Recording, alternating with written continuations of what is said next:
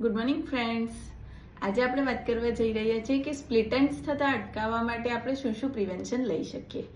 તો સૌ પ્રથમ તો આપણે વાળને હેર ડ્રાયર, બ્લો ડ્રાયર આ બધા કૃત્રિમ ઉપકરણોની મદદથી ડ્રાય કરવાના ટાળીએ તો તમારા સ્પ્લિટ એન્ડ થતા અટકી શકે. આ ઉપરાંત હેર વોશ કરીને પછી તમે તમારા હેરને ડ્રાય કરવા માટે તમે માઇક્રોફાઈબરવાળા ટોવેલને યુઝ કરો તો વધારે સારું. એનાથી તમારા વાળ ડેમેજ નહીં થાય, રફનેસ ના આવે.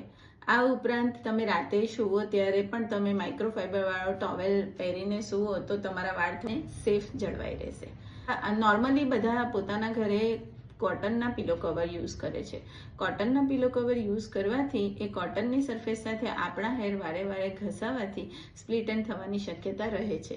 તો આવા સંજોગોમાં આપણે એક વસ્તુ એવું યુઝ કરી શકીએ કે સિલ્કનું અથવા તો સેટિનનું થોડું પિલો કવર હોય તો વધારે સારું. આ ઉપરાંત તમે દર 3 મહિને તમારા હેરને થોડા ટ્રીમિંગ કરાવતા રહો તો પણ તમારા સ્પ્લિટ એન્ડ્સ થવાના બચી શકે છે. Thank you.